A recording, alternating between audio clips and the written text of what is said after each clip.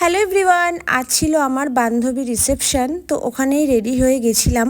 আর আমাকে এই শাড়িটা পরে কেমন লাগছে অবশ্যই কিন্তু জানিও। আর ডেকোরেশনটা কিন্তু খুব সুন্দর করেছিল, দারুণ লাগছে। খিদে পেয়েছে? তাড়াতাড়ি খাওয়ার কথা ছিল, আর এটার মধ্যে সাজতে বসার কথা ছিল। বসেছি ফোনে চারটে, খুব সুন্দর লাগছে, হেভি লাগছে। তার মধ্যে জ্বর। তো কেয়াকে যেমন মিষ্টি লাগছে তার সাথে কিন্তু কর্ণকেও খুব সুন্দর লাগছে। দুজনে কিন্তু সেম কালারের ড্রেস পরেছে, ভীষণ ভালো লাগছে। আর এখানে এখন বাইরে চলে গেছি, আর এখন এখানে হচ্ছে ফটোশ্যুট, দেখতেই পারছো আকাশ করছে।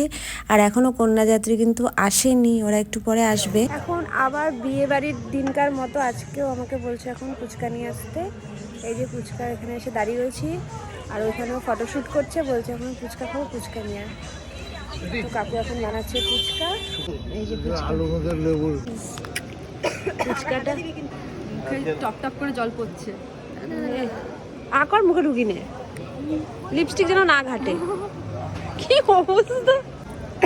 এই তোর বউকে আমি ফুচকা খাইয়েই যাচ্ছি, বিয়ের দিনকেও খাইয়েছি, এখনো টক জল দিচ্ছি না কেন? তোর লিপস্টিকটা উঠে যাবে, তাই দিতে হবে না, তাই বলছি। তুই খা আস্তে।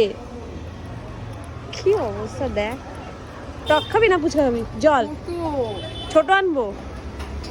এই হচ্ছে অবস্থা আমার, আমাকে দিয়ে এই করায়।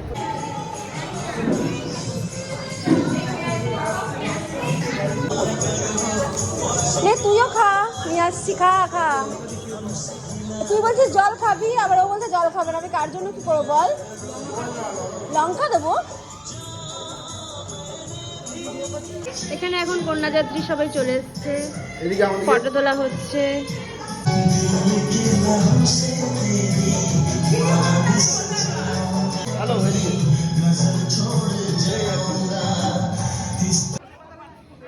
ফ্রেঞ্চ ফ্রাই, এখন এটা আমি কিয়াকে দিয়ে আসবো। তৃষা দিয়ে এসছে চিকেন পকোড়া, আমি ফ্রেঞ্চ ফ্রাই। আমার আগে ফুচকাও খেয়ে নিয়েছে, সবকিছু একটু একটু করে টেস্ট করছে। ভালো, সবকিছু টেস্ট করছে। সেলফি ক্যামেরা তুলে।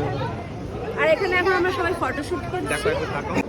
এই যে বান্ধবীর জন্য একবার কফি আনছি, একবার পকোড়া আনছি। ধর পকোড়াটা গরম, দেখ। আলু ভাজি আমি খাবো ভাই, তুই একাই খাবি বলতো?